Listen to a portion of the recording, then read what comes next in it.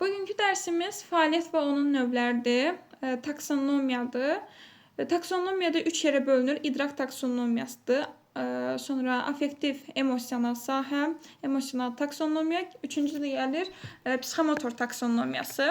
Deməli, ilk öncə gəlin baxaq idrak taksonomiyasına. İdrak taksonomiyasında deməli mərhələləri bunlardır. Xatırlamaq, deməli, xatırlamaq, anlamaq, tətbiq etmək, təhlil etmək, dəyərləndirmək, bir də yaratmaq olmaqla 6 deməli, hissədən ibarətdir.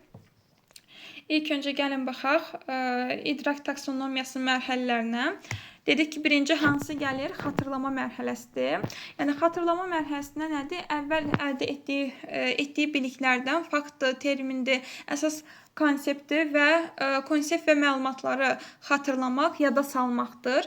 Əgər şagird ona keçirən məlumatları heç bir dəyişiklik etmədən, yəni öz sözləri ilə ifadə etmədən olduğu kimi təqdim edirsə müəllimə, o zaman idrak sahəsinə, xatırlama mərhələsinə aid olmuş olur. Xatırlamaq da dedik ki, hafizə ilə əlaqələndirilir. Yadına saldı, yada saldı, yadında saxla, sadala, adlandır, tərif ver, təkrar et. Bir də seç və müəyyənləşdir var. Bunlar hamısı nəyə aid olmuş olur? Xatırlama mərhələsinə. Deməli, müəllimlər, sonuncu da var idi ki, seç və müəyyənləşdir. Seç və müəyyənləşdirdə iki mərhələdə, yəni anlama mərhələsində də istifadə etmək olur. Bir də xatırlama mərhələsində də istifadə etmək olur. Məsəl üçün, xatırlama mərhələsində seç və müəyyənləşdirə aid bir misal deyim. Məsəl üçün, intibah dövrünün məşhur heykəltaraşları kimlər olub? Bunları müəyyənləşdirin. Artıq kimlər olubsa, bunu müəyyənləşdiririksə, məsəl üçün, ki, filan kəs olub, yadımıza saldıq. Nəyə aid olmuş oldu? Xatırlama mərhələsinə.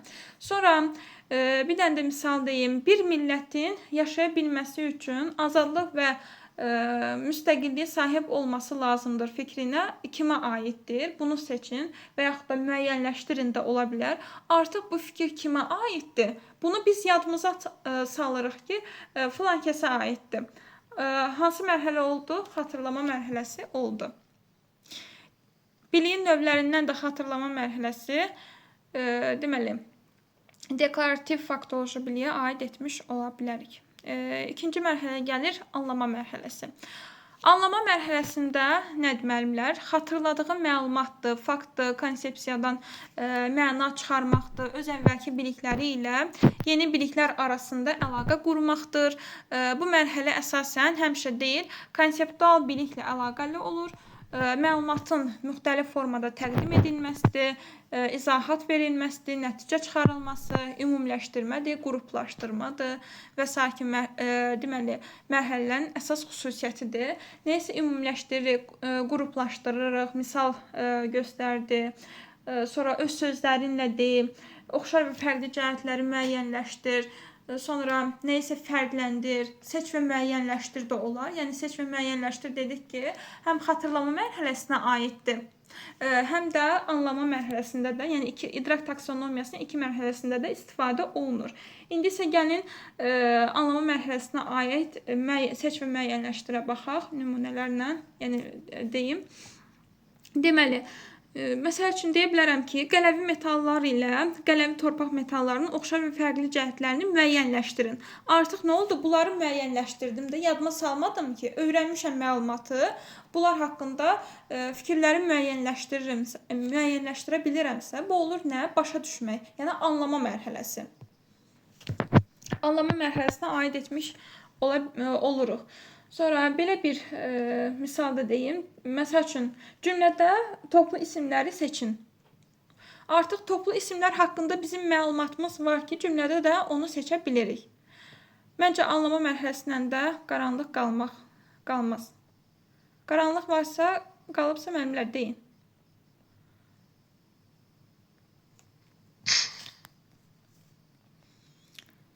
Bildik. İndi isə gəlir üçüncü mərhələ, tətbiq mərhələsi. Deməli, bu mərhələdə hər hansı bir çalışmadır, məsələ və ya problem həll etmək üçün prosedurlardan istifadə edə bilmək tələb olunur. Yəni şagird anladığı məlumatı icra edə bilməli, hansı vəziyyətə tətbiq etməli və yaxud da çalışmanın tapşırığı yerinə yetirməlidir. Yəni burada nəyisə belə deyək də çalışmanın tapşırığı həll etmək üçün də onun yolunu bilirsə, həll et, hesabla, hesablayıb tap, bunlar varsa, deməli nədir? Tətbiq etmə mərhələsinə aid etmiş ola bilərik. Nəyisə məsəl üçün belə deyək, nəyisə yerinə yetir, istifadə et, səhnələşdir də var tətbiq etmə mərhələsində. Yəni bunlar varsa bu mərhələyə aid etmiş ola bilərik. Deməli bunlar haqqında da tətbiq etmə mərhələsi haqqında da belə bir misallar deyim. Məsəl üçün metaforun mahiyyətini öyrəndikdən sonra tapşırığı yerinə yetir. Yəni metafor haqqında mahiyyətini öyrəndikdən artıq öyrənmişik mahiyyətini, tapşırığı yerinə yetir. Yəni tapşırıqda artıq bunu tətbiq etməyi bacarmalıyıq. Yerinə yetiriksə nədir? Tətbiq etmə mərhələsidir. Sonra dialoqu yoldaşınla canlandır, səhnələşdir, rollu oyundur, simulyasiyadır. Bunlar nədir? Tətbiq etmə mərhələsidir. Yəni dialoqu yoldaşınla canlandırdıqda, deyək ki, müəllimə sinifdə 2 dənə şagirdə dialoq verilir. Deyək ki, cırtdanın nağılına aid, deyək ki, 2 dənə rol verir və həmən dialoqları şagirdlər nə edirlər? Əzbərləyirlər. Əzbərlədikdən sonra deməli tədbirdə onu canlandırırlar, rollu oyunlardır, simulyasiyadır. Yəni bunu oynaya bilirlərsə, həmən dialoqu əzbərlədikdən sonra tədbirdə həmən rolu çıxış edə bilirlərsə, nədir? Tətbiq etmə mərhələsidir. Çünki həmən rol haqqında belə deyək də mənimsəyirlər, öyrənirlər, sonra həmən rolu canlandırırlar. Sonra keçmiş zamanda 5 təsdiq cümləsi yazın. Artıq keçmiş zaman haqqında məlumatımız var ki, biz təsdiq cümləsi yaza bilirik. Demir ha, məsəl üçün keçmiş zaman haqqında nəyisə ümumiləşdir, qruplaşdır, bu haqda demir. Burada olanda nə olur? Həm bilik növlərindən konseptual olur, idrak taksonomiyası mərhələsindən də olur anlama. Amma indi isə deyir ki, tətbiq etmə mərhələsində keçmiş zamanda 5 təsdiq cümləsi yaz. Hə, yaz deyirsə, nədir? Tətbiq etmə mərhələsidir. Sonra verilmiş düsturdan istifadə edərək, məsəl üçün deyək də, üçbucağın perimetrini tapın. Düsturdan istifadə edirik. İstifadə edib perimetrini də tapırıqsa, tətbiq etmə mərhələsidir. Məncə qaranlıq qalmaz. Olmadı. İndi isə gəlir müəllimlər təhlil etmə mərhələsində. Təhlil etmə mərhələsində şagirdlər deməli bir nəsnəni, məlumatı, materialı ayrı-ayrı hissələrə bölüb, onları bir-biri ilə fərqliliyini, eyni zamanda onların bir-biri ilə bütöv şəkildə əlaqəsini müəyyənləşdirir. Təhlil etmə mərhələsində məlumatları müqayisə edərək ən vacib, ən səmərəli yolun, baxın, burada var, ən vacib, müqayisə edərək ən vacib, ən səmərəli yolun müəyyənləşdirilməsidir. Yəni, belə deyək də, hansısa bir əsər oxuyur, əsərdən ən vacib olanları, ən vacib elementi göstərir, ən əsas ideyanı seçib ayırtır. Yəni, burada müəllifin mövqeyi, əsas burada müəllifə görə iş gedir də. Məsəl üçün, kiminsə əsərini oxuyuruq, deyək ki, Nizami Gəncəvinin. Nizami Gəncəvinin əsərini oxuduqdan sonra əsərin içindən əsas vacib olan ideyanı seçirik. Ən vacib olan elementi göstəririk. Yəni, burada, belə deyək də, əsərdə Nizami Gəncəvi bizlərə nə demək istəyir? Onun fikrini biz müəyyən ediriksə, nədir? Təhlil etmə mərhələsi. Çünki biz Nizaminin fikri əsas götürürük. Burada öz fikrimiz əsas deyil. Nizaminin fikri orada nədir? Nə demək istəyir bizə? Onu biliriksə, ən vacib, əsas olan elementi göstəririksə, nə oldu? Təhlil etmə mərhələsi oldu. Məsəl üçün, belə bir misal deyə bilərəm ki, şeirin ən təsirli 2 misrasını müəyyənləşdirin. Və şeir də deyək ki, 4 bənddən ibarətdir, 6 bənddən ibarətdir. Şeiri oxuyuruq, ondan sonra əsas misra hansıları idi? Deyək ki, 3-cü misra əsas götürülür, ən vacibidir. Burada artıq nə oldu? Təhlil etmə mərhələsi oldu. Hekayənin əsas belə deyək də, köməkçi ideyası nədir? Hekayənin deyir. Yəni burada hekayəni oxuyuruq, əsas ideyası nədir, ən vacib elementi nədir, onu orada göstəririk. Sonra verilmiş mətni araşdıraraq hadisənin baş verməsini təsir edən əsas səbəblər ilə hadisəyə təsir edən ikinci dərəcəli faktorları müəyyənləşdirin. Artıq burada nə oldu? Əsas səbəb, yəni hadisənin baş verməsinə təsir edən əsas səbəbləri ilə deyir. Hadisəyə təsir edən ikinci dərəcəli faktorları müəyyənləşdirdim. Yəni hadisənin içindən əsas belə deyək də elementlər, əsas vacib olan elementi göstərdim, əsas ideyasını seçib ayırtdım. Nə oldu? Təhlil etmə mərhələsinə aid olmuş oldu. Sonra gəlir dəyərləndirmə mərhələsində. Yəni burada dəyərləndirmə mərhələsində də fikri əsaslandırmaq var. Dəyərləndirmə mərhələsində öz fikrimizi əsaslandırırıq. Amma təhlil etmə mərhələsində isə müəllifin mövqeyinə əsasən fikrimiz əsaslanırdı. Dəyərləndirmədə isə dəyərləndirmədə belə deyək də fikir əsaslandırması da var. O da öz fikrimizdir. Müəllifin mövqeyi deyil. Öz fikrimiz varsa, öz fikrimizi əsaslandırırıqsa, nəyisə müdafiə et, mühakimə et, fikir bildir, nəyisə münasibət bildir, qiymətləndir, əsaslandır. Bunlar varsa nədir? Dəyərləndirməyə aid olmuş olur. Dəyərləndirmədə də məncə qaranlıq qalmaq. Belə bir məsəl üçün misal deyim, dəyərləndirməyə aid faydalı qazıntılar Azərbaycan iqtisadiyyatında necə təsir edir? Deməli, faydalı qazıntılar Azərbaycan iqtisadiyyatında mənfi cəhətdən təsir edirmi, müsbət cəhətdən təsir edirmi? Bu haqda fikrimizi bildiririksə, şəxsi fikir bildiririksə nədir? Dəyərləndirmə mərhələsinə aid olmuş olur. Sonra üzvü maddələr tükənsə nə olardı? Fikir bildir. Burada artıq biz üzvü maddələr haqqında fikrimizi bildiririksə, dəyərləndirmə mərhələsidir. Belə bir misal da deyim müəllimlər. Mirzə Ələkbər Sabirin yaradıcılığı bu gün də öz aktuallığını qoruyur. Cümləsində münasibət bildirin və fikrinizi əsaslandırın. Burada nə olacaq? Yəni bu haqda fikrinizi bildirin, əsaslandırın nədir sizcə?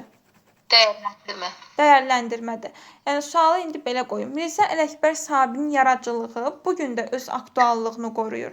Cümləsini Sabirin şeirlərindən statlar gətirməklə əsaslandırın. Statlar gətirməklə əsaslandırın olarsa nə olur? Təhlil etmək deyil. Təhlil etmə mərhələsidir. Çünki şeirdən statlar gətiririk. Amma o birində deyir ki, cümləni münasibət bildirin. Yəni şagirddən soruşur. Bəli, şagirdin mövqeyini soruşur. Fikir bildirməyən soruşur. Bəli. Ona görə bu dəyərləndirmə olacaq. Dəyərləndirmə olur. Sonra gəlir 6-cı mərhələ, yaratma mərhələsi. Yaratma mərhələsində də şagirdlər bəzi element və hissələri əvvəllər aydın şəkildə verilməyən nümunə və struktur formasında yenidən tərtib edirlər. Başqa sözlə desək, bu mərhələdə vacib məqam odur ki, şagird əldə etdiyi məlumatları istifadə edərək yeni bir məhsul yarada və qeyri standart mövqeyi yanaşma ortaya qoya bilsin. Yəni yaratma mərhələsində, yəni icad etdi, tərtib etdi, nəsə yenisini yaratmaq, dizayn etmək, təklif etmək, bunlar varsa nədir? Yaratma mərhələsinə aid olmuş olur. Yəni məsəl üçün deyə bilərik ki, şagirdlərə sərbəst vəzində bir bəndli şeir yazın. Yəni özləri yazırlar da, özlərindən bir fikir yaradırlar, bir bəndli şeir yazırlar. Artıq nəyə aid olmuş oldu? Yaratma mərhələsinə aid olmuş oldu. Sonra dərsliyiniz üçün fərqli dizaynda üz qabağı hazırlayın. Artıq nə oldu? Yaratma mərhələsi. Yeni bir üz qabağı hazırlayırlar. Yaratma mərhələsidir. Belə bir sual da deyim. Şəhərin plastik əşyalarla çirklənməməsi üçün yollar düşünün. Yəni yeni yollar düşünürlərsə nədir? Yaratma mərhələsidir. Yaratmaqdır, bəli. Sonra deməli müəllimlər, burada belə necə gəlirdi? Birinci gəlirdi xatırlama, idrak taksonomiyası mərhələləri nə idi? Xatırlamaq, anlamaq, tətbiq etmək. Xatırlamaqdır, anlamaqdır. Hə, bu hissə nə idi? Bu hissə ATS. ATS idi. Necə? Bu hissə ATS. İdrak. Nə? Aşağı. Hə, ay. Aşağı təfəkkür səviyyəsi. Bəli. ATS-ə aid olmuş olur. Üçü. Hə, üçü. Yəni burada belə yazsın, ATS. Deməli, yuxarıdakı üçü isə YTS-ə aid olmuş olur. Mən başa düşmədim. Nə dediniz? Yəni ki, müəllimlər, xatırlamaqdır, anlamaqdır, tətbiq etmək. Xatırlamaq, anlamaq, tətbiq etmək ATS nədir? Aşağı təfəkkür səviyyəsindədir. Aşağı təfəkkür səviyyəsidir. Bu bir qaydadır. Sonra təhlil etməkdir, dəyərləndirməkdir, yaratmaqdır. Artıq nəyisə təhlil edir, dəyərləndirir, yaradır. Burada artıq nə oldu? YTS-ə aid olmuş oldu. Yəni yuxarı təfəkkür səviyyəsidir. Bəli.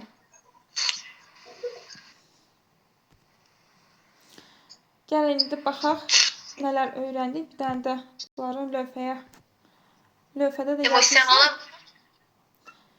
Deməli, bunlar da qutarsa. Bir dənə lövhədə də bunları müzakirə edək.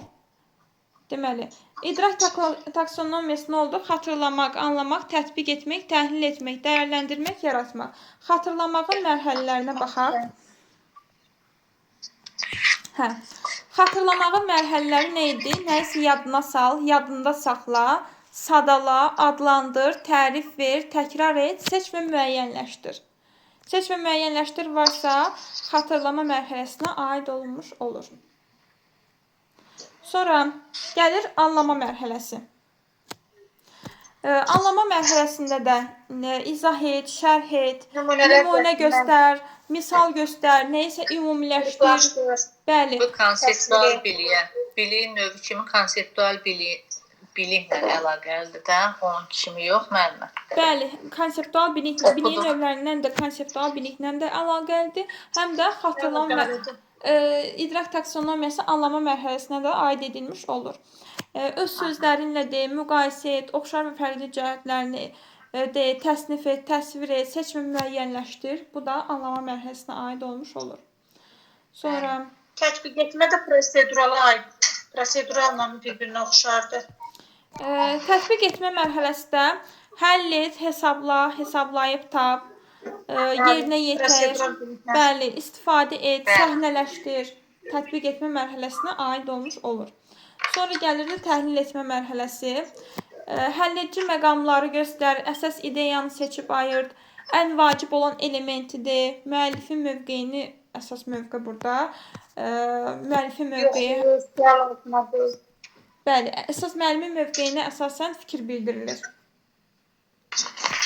Təhlil etmək, dəyərləndirmə mərhələsi gəlir. Dəyərləndirmə mərhələsində də rolunu qiymətləndir, bəli, müdafiə etdi, sonra mühakimə et, fikir bildir, münasibət bildir, qiymətləndir, əsaslandır. Qərara gəlmək. Bəli, yəni bu haqda biz fikrimizi bildiririk, öz fikrimizi bildiririksə dəyərləndirmə mərhələsidir. Amma təhlil etməkdə isə müəllifin mövqeyinə əsasən fikir bildirirdik. Sonra yaratma mərhələsində də icad etdi, tərtib et, yenisini yarat, dizayn et, təklif et. İnkişaf etdirdi. Bəli. Bəli. Yaratma mərhələsinə aid olmuş olur.